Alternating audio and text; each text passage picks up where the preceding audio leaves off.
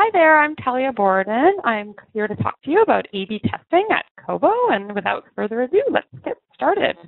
So first of all, what is Kobo? For the American audience, very few people have probably heard of Kobo. In Canada, it's a bit of a household name. We are one of the world's fastest growing e-reading services in the world. We have 16 million readers currently, and we're in 190 countries, 13 of which we have localized sites and localized content. We actually are the #1 or #2 e-reader in every geography we're in, with the notable exception of the United States, which is probably why you haven't heard of us. Unfortunately, very difficult to make market share with Kindle and Barnes & Noble where they're at. But we're coming, and I think you'll hear more of us in the days to come. We have one of the largest catalogs of online books in the world in 68 languages. And we also have our own Kobo devices. I'm showing you a picture of our new lineup. These devices will be in store in September. It includes our Kobo Aura, which is our e-ink reading device, as well as a variety of tablets. And you can expect to get them at kobo.com late September and at independent bookstores near you coming shortly thereafter.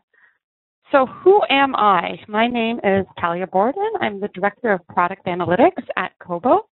I have 10 years experience in analytics, data mining, and reporting. And actually, my history starts way back here in Washington, D.C. 10 years ago.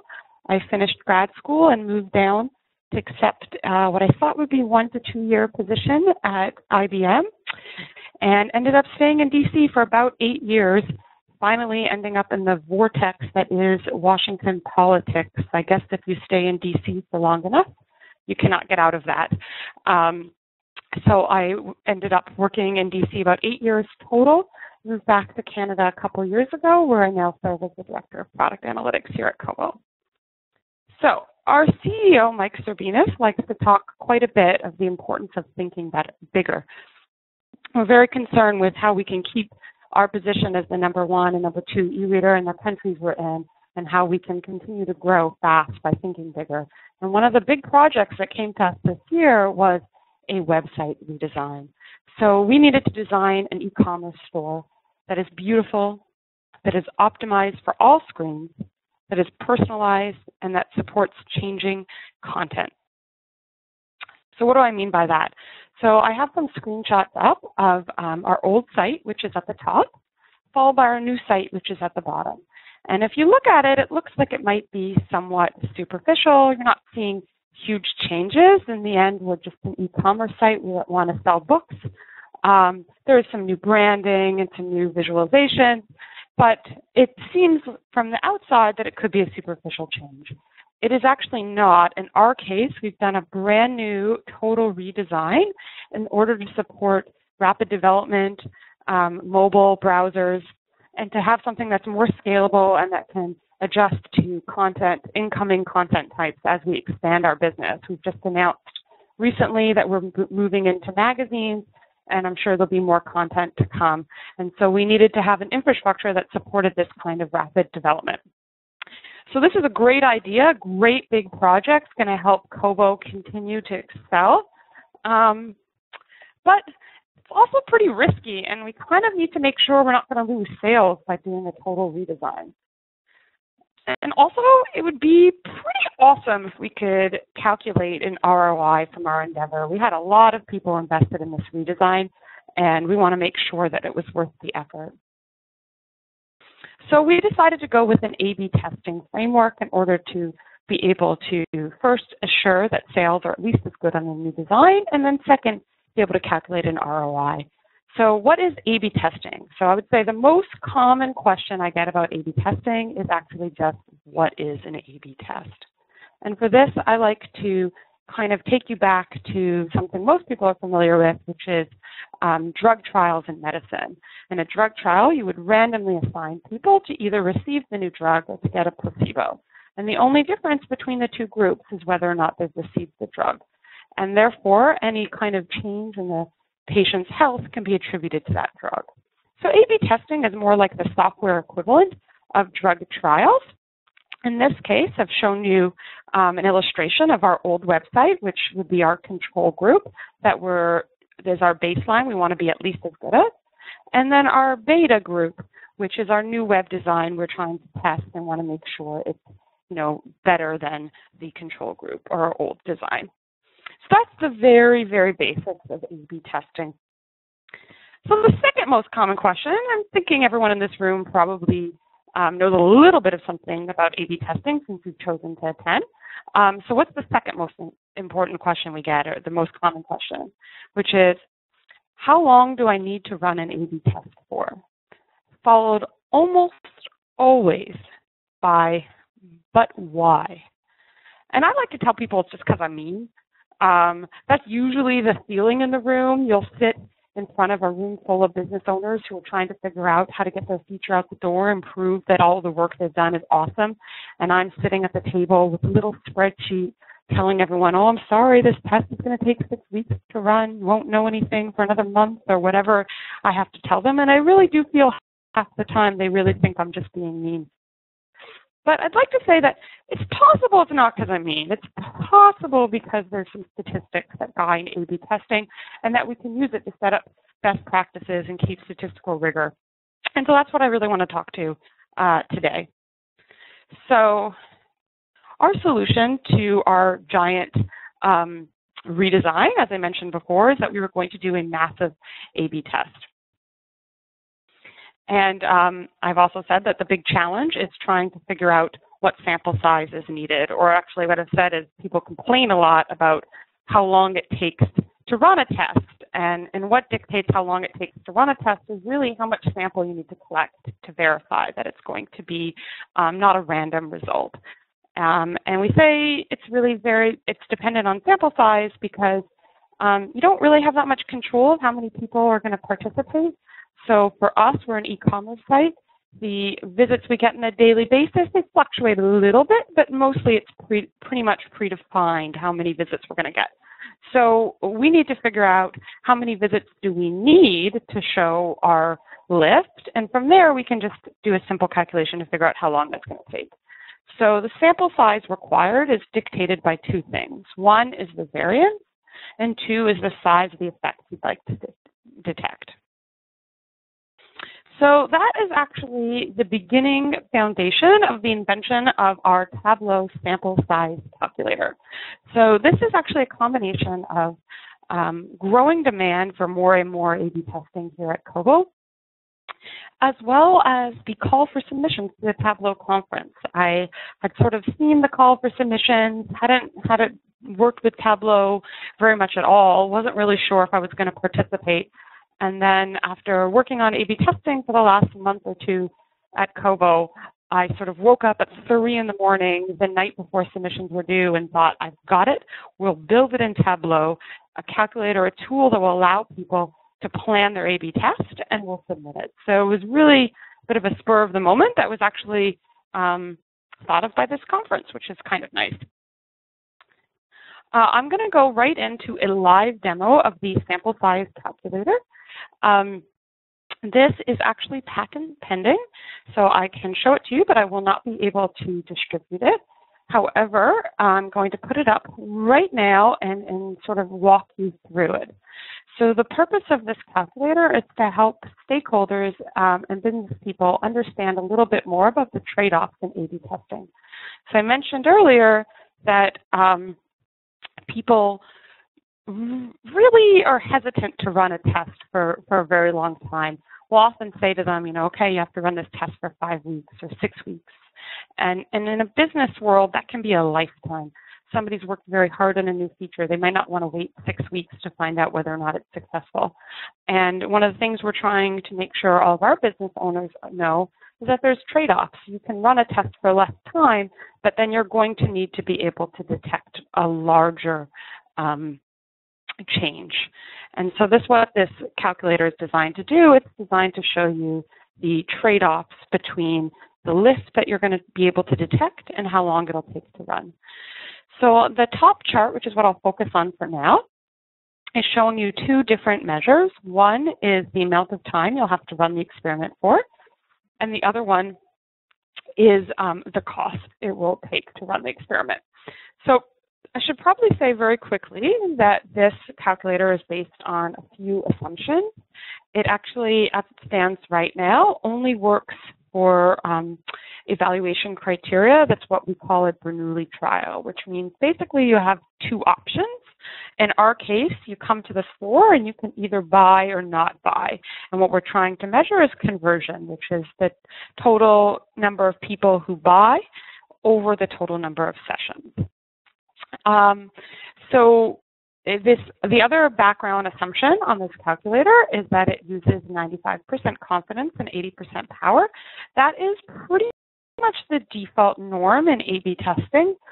We haven't gone out and tried to implement different options. However, that would be obviously possible as a next step. This is sort of if you don't know much about A/B testing and you want to play it safe, these are sort of the safe, foolproof settings you can use. So that's sort of the background of kind of how this works. And then in the top right corner, we have our user inputted parameters. So these are actually not Kobo data. This is just data that any person who is going to run an experiment here could run. So at the top, we have number of daily events. So in this case, it would be how many visits do we get to our web store? And again, 10,000 is not a real number, it's just a hypothetical situation. We also allow people to put in a transaction value. So in this case, we've put in $20, we're saying is the average transaction value. It's just, again, fake data. I think everyone here probably knows that most books cost a little less than $20 a share. This is just for simple math. And then you can also put in sort of your starting or baseline conversion rate. So again, here I've chosen a sort of fictional value of 50%. In an e-commerce business, 50% would be extremely high. However, there are other situations, like for instance, you could use the same methodology for a test to measure something like an activation rate, and then 50% would be well within normal or low, depending on what product you have. The reason why we wanted to use evaluation criteria that are Bernoulli trials is it has a sort of simple approximation for variance that we're able to use here. So it's not really important the mechanics of it, it just means it was easier to build in Tableau. So what's this doing here? It's saying in this particular case, if you were going to run an experiment and you had, on average, 10,000 visits a day or events a day, and a conversion rate of, it's basically a coin toss, 50%, then this is going to show you the trade-off between how long it'll take to run and how much it'll cost versus what kind of percent lift you can detect. So in this case, if we point to one example right here, we can see that if you wanted to detect a really tiny change, which is like 1%, it's pretty small, that would actually take about 5 weeks, and it would cost about $17,000 to do, given that average transaction value. The reason there's a cost associated with it is even if you're running at 50% control and 50% sort of the target, no matter which one is better, there's always going to be one that's better. And that means by running it as a test, rather than being at 100%, you have an opportunity cost associated with running the one that is doing weaker. And it's bounded by basically what you can detect, because at any point in time, once you're able to detect something with significance, you can always cut off the test. So what's really interesting here is that it's important to note that the calculation for sample size, and therefore the amount of time it takes, is not linear. So if I go down and I point this point right here, if your product that you were trying to prove was better was 1.6% better rather than only 1% better, you could detect that in just 2 weeks. So it's a really important trade-off to make sure your business owners understand the difference between, kind of the lift you're able to detect and how long it'll take to detect it. I will say this, it has been somewhat problematic where you get overzealous business owners who want to run their test as fast as possible, and so then they might strive for sort of unrealistic goals in order to try and finish the test. But after they've done 1 or 2 experiments and they see that they can't actually achieve those goals, they start using these kind of a little more realistically to sort of set expectations and to kind of know where to go. The other thing you might notice is that everything in this chart is done by week increments. We also have a daily view, which I could briefly show you. Looks the same, a little more spiky. We don't expose that to our business owner base. And the reason is it's strongly encouraged in A/B testing to do things in 1 week increments to avoid day of the week effects. And so we try to make all of our business owners get used to the idea that they should run their experiments in even weeks and not sort of, pick 5 days here.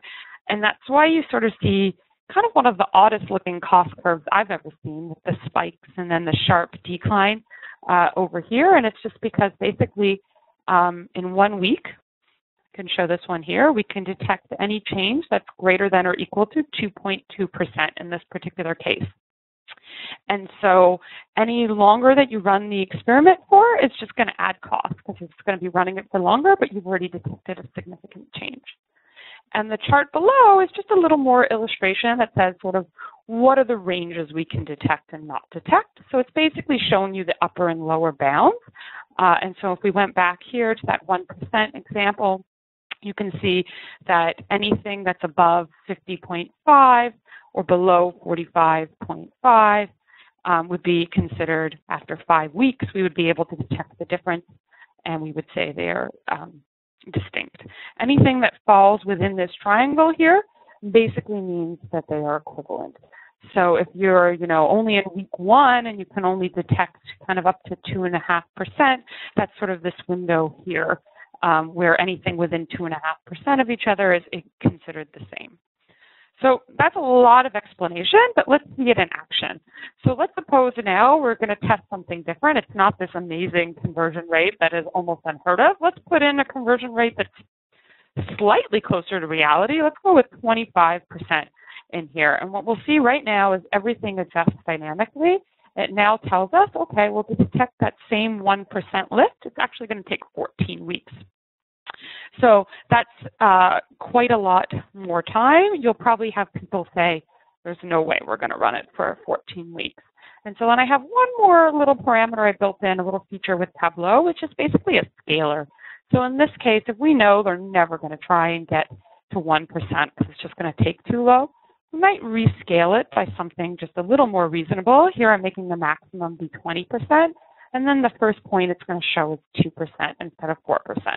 So that 2% lift we can find after about 4 weeks if you look over here. And it's just a nicer, cleaner visualization to see it rescale rather than have it be so noisy.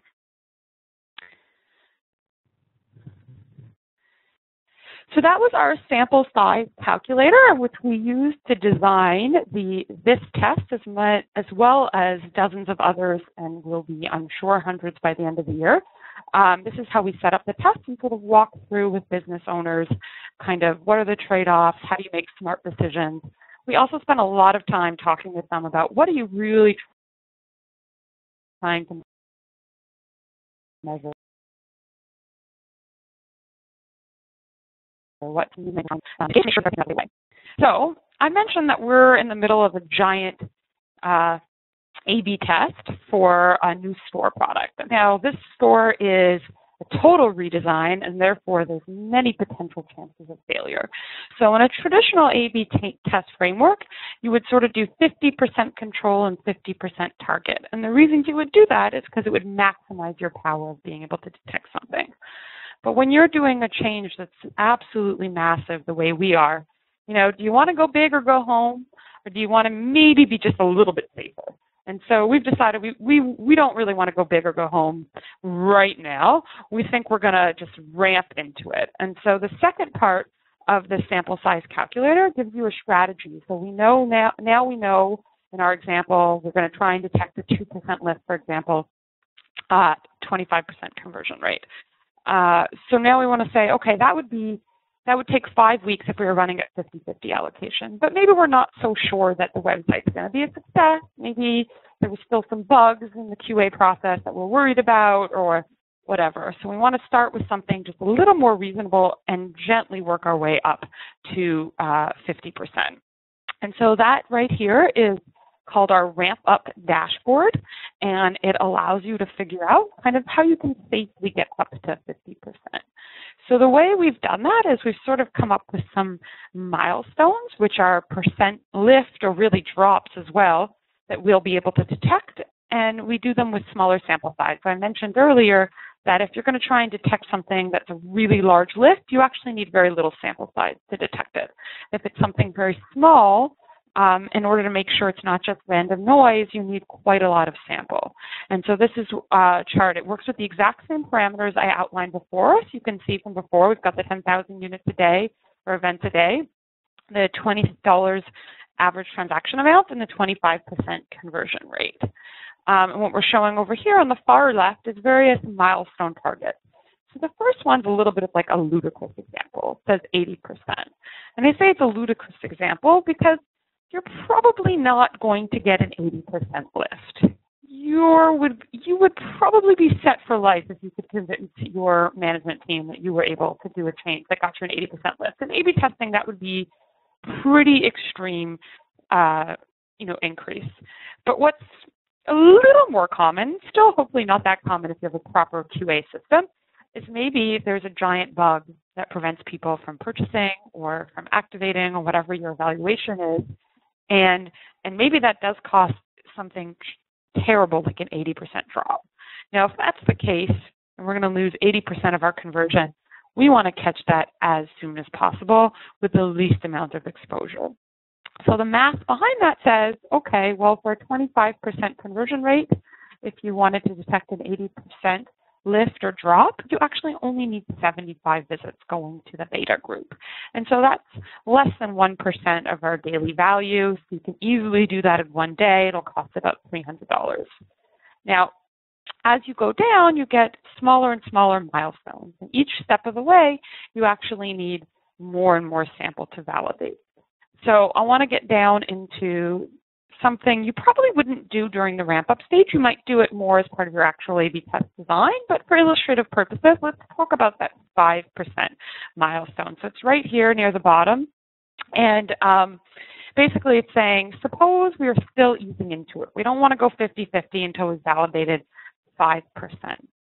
So 5% is a relatively small change. We'd actually need close to 20,000 visits to be able to measure that we're within plus or minus 5%.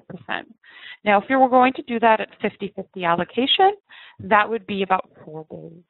Now, we often have business owners say to us, I'm not comfortable going up to 50% allocation until we've verified it's within a certain range. So if they said to us, I'm not comfortable going to 50% until we've verified it's plus or minus 50, we'd say to them, okay, what are you comfortable with going with? And that's where we have a couple more parameters here, which is our max percent allocated to beta, and we allow you to put 2 custom variables in. So here I've put 25% and 10%.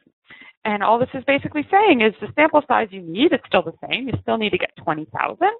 But now, because you can't put up to 5,000 a day in your beta group, and the 5,000 comes from the fact that you have 10,000 events a day, and you can put at most 50% into each group, so that's 5,000. So if we're going to say, no, you can only put at most 25,000, that's 2,500 people, and so that's going to take longer to run. In this case, it would take 8 days. And then we also have the other option for people making trade-offs. You say, okay, if the max was 20%, it would actually take 20 days. And then all of these things are customizable just the same way as I showed you before. So here's what it would look like if you had a 10% conversion rate. And now you can see even that 80% threshold, the sample size required has gone up to 225, which is up quite a bit. And that just has to do with the fact that a 10% conversion rate basically implies there's more variance in the data than a 25% or 50% conversion rate. You can adjust your costs here, say want to bet it a little closer to the cost of a book, and see how that changes as well. And obviously, get more units, great. Let's add some more zeros, and then you can find everything very quickly because that's a lot of volume in data. So all this stuff works interactively, and the purpose of it is really to help people make informed decisions about experiments they want to run.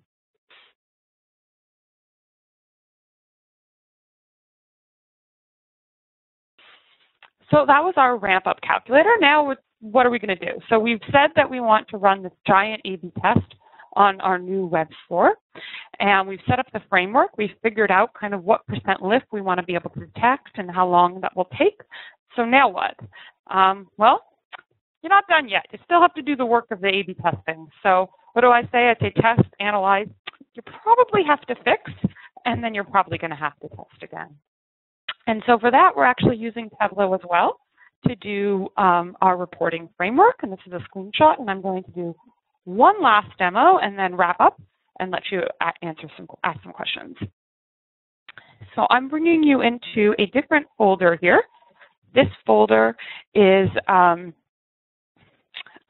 real screenshot, actually, of the test we ran. It's subsetted to just a couple of geographies we're looking at and a specific date range. You'll also notice I've intentionally removed the axes and the values, and that's because this is actual data, and we obviously don't want to disclose our real conversion rate, but we still wanted to show you some of the really cool trending we were able to find in Tableau. So the first thing you might notice is the gray bars here represent confidence bands. And one thing, if you're familiar with Tableau, you might say is, I don't have those confidence bands. And that's actually something we're really hoping Tableau will work with us on in the future. But these are actually custom confidence bands we use by layering area charts on top of each other. A little bit of a pain to set up, but actually super useful once you set it up, and makes it very visual, kind of whether or not your data is going to be significant. So the other thing you'll notice is that there's actually tiny little gray bands around that blue bar, and you can barely see any of them, whereas you see very thick bands around the orange bar. And the reason for that is at this time, for the data range I'm showing you, we were actually in our ramp-up process, and we only had about 5% of our data going to the new store design. So given that there's such a small volume in the new store, that obviously there's a lot more variance and error, and we're not able to as confidently say what that conversion rate is, and therefore it has a much wider area of values that could happen by chance. So this is our results from the first 2 weeks. I can scroll down and show you a little more of the date range. It's about 2 weeks worth of data. And, you know, imagine you're here, you're sitting up, you've worked very hard on this framework, you're pretty excited about it, and we've actually have all kinds of functionality built in over here on the right. So we've got various types of funnels that you can look at. So that was overall visits to purchase, but you could also look at things like search to purchase. And if I have time, I can talk to you a little more about why that looks funny. We also have it that you can use various countries you can look at. I'm going to gloss over this one for now. It's not really relevant to the study. Visitor type, so if you want to look by new versus returning. A device type, so we mentioned that one of the goals of this website was to make something more mobile friendly, so we certainly want to be able to look at results, whether or not they're a tablet or a phone or, you know, a desktop. We have something called the rolling view parameter, which I'm going to explain in a minute, and then we have a date filter. So in this case, you're seeing the first 2 weeks of our A/B test for our new store design. And you can imagine the team here at Kobo is pretty excited about this. The goal of this experiment was just to make something that was more stable and supported rapid development and mobile. It wasn't actually to increase conversion. We were really just trying to measure that conversion wasn't taking a loss. So when we started seeing these big gains, and what you're seeing here, when you start seeing this white between the two bars, it means at a 95% confidence interval, these are statistically distinct. So starting about the end of June, we can start to see our cumulative conversion be separating and showing that our new store is actually excelling. So we are feeling really great. We're pretty happy about it. We decide, great, based on this, we're going to jump our ramp up. We're going to go from 5%, and now we're going to go up to 10%. So we're going to allocate 10% of our visit traffic over to the new store and leave 90% of the old store. So I'm going to go ahead and just show you a couple more weeks of data and see what we would think was a pretty alarming trend. So what you can see is basically right after that time, a massive decline. And actually, this gets much worse if you go ahead and you just look in Canada. So what you can see is just a very, very sharp decline for our store performance. This caused a lot of panic here. It just so happens that the time frame that we're referring to also coincided with when we did a couple of hot fixes to the new design. It also coincided with Canada Day, which is a time when we have a lot of sales and a lot of activity on our website. So what we see here is we had a big, great Canada long weekend, lots of people buying. And we've gone ahead and made a bunch of changes, and now we're seeing a really sharp drop in performance that is pretty much worrisome to everyone in the room. You know, at first we thought maybe it's just random noise, and then it just became more and more pronounced and more worrisome. So we started investigating what fixes we had put in and trying to scale back.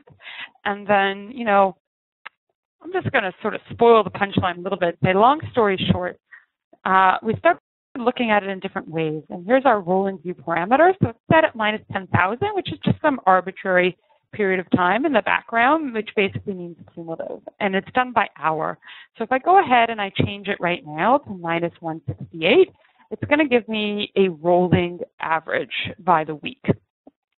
And what you can see here is an extremely different trend. And what we found was that Canada Day, and you can see that right here, lots of travel and lots of traffic. And in fact, leading up to Canada Day, there was sort of an increase in conversion across both stores. After Canada Day, you know, people have just had the long weekend, they've bought all tons of books on sale, they're not interested in buying anymore, and they've begun to decline their conversion. And when you look at it here in a rolling weekly version, you can see that both stores are declining kind of equally terribly and very quickly. But when you go back to this cumulative version, you don't see that trend. And so when we were looking at it, originally we were only ever looking at it as a cumulative total, and we found this sort of very worrisome criteria. What we ended up finding out was it actually wasn't worrisome. Again, when you look at this, you can see it's just, woo, 0, that's not going to be good. It's just seasonal trends, and there's actually nothing alarming going on here. And so we learned a very important lesson for our team, which is you have to be careful when you change the allocation. So in this particular case, what happened was we had tons of traffic, tons of volume, tons of purchasing happening in Canada on a long weekend, followed immediately by a change in our percent allocation. So we had 5% of traffic going to our new store before and during the Canada Day long weekend, and then we went to 10%. Well, what does that mean when you look at this data? If you're looking at it cumulatively, it actually means that the value of yesterday is worth half as much as the value of today. Essentially, the 3 days leading up to Canada Day and including Canada Day are worth half as much as the 3 days afterwards, because afterwards we have double the volume and we're looking at overall cumulative totals. And so on the other hand, our old store went from 95% allocation to 90%. So the weight of today is worth slightly less than the weight of yesterday. And so that's why, again, if you go back to this cumulative view, you see what looks like a very alarming trend for our new store that you're not seeing with our old store, and it's actually just an artifact of how we're looking at it. So with that came the notion that every time we bump up our allocation, we have to also adjust our parameters. So we actually wouldn't use the state filter as it is now. We would go ahead and segment the data out prior to bringing it in, but for illustrative purposes, I put it in. And here's what the data would have looked like had we started the cumulative total on July 4th rather than on June 20th. And what you can see here is that the new store is kind of always trending above the old store. We just couldn't tell because it looked like such a steep drop from how it had performed before. And if I go ahead and expand it for the rest of the opportunity of the experiment, you can see that that increase continues and actually grows. And if you look right here, this sharp increase here can actually show you exactly why. If you look at the search purchase conversion funnel, so what we had was a known bug related to our search algorithm on the new store that we weren't able to fix on time. for the release. We were luckily overall ahead on conversion because even though search performance was a little worse, the new website so much more prominently features search. We had way more searches occurring. So even though search conversion was down, overall conversion was still up. But here it's very obvious to see when the fix for search went in, giant increase in search conversion, which coincides with an increase to overall conversion. So we have a few other diagnostic tools here. I'm going to go over just one or two very quickly, and then hopefully if we have time for questions, we can get into a little more of that. But one is our executive summary. And here, unfortunately, I have taken out sort of kind of the interesting meat, which is the conversion rates. And that's, again, because this is actual proprietary data. But we've left in the percent lifts that you can see by geography. And we've also color-coded it with a feature. It's a calculated field in Tableau that specifies the color. So here you can see that all places are green. So we're looking at it for Canada and the US by new and returning visitors. And green means it's statistically significant and positive. Now, if we went back and we changed the state parameter to what I was showing you earlier, you would see that in Canada, we actually have a negative impact. And that was, if I go back here, I can just show you again this overall negative impact you were seeing that basically has to do with the Canada Day traffic being so much more important in the old store than the new store. So these are dynamic filters. They will change. If I put a little less data in, we might see it go to overall green now, so returning customers are still negative, but overall in Canada it's better. If I put just a little more, we might see it go to orange, and orange here means it's statistically tied. So these are kind of our two biggest tools we use because, again, we have lots of visibility with the parameters to change what we're looking at. We can slice and dice the data. Again, what's really nice in this conversion view is because we have the confidence bands built in, when we slice and dice data, we can tell right away whether or not it's going to be statistically significant. So again, here's our kind of, since we changed the allocation, here's what it's looking like. Now let's do something like look at how our phone performs, and we can see that even though we have a much smaller sample size, when we look at just phones, it's still statistically significant and positive.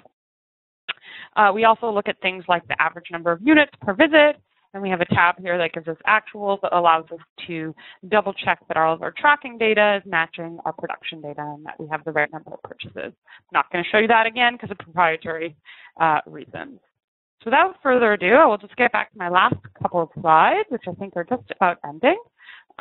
So the punchline is conversion went up 15.8% with the new website. I think that came across as a surprise to all of us.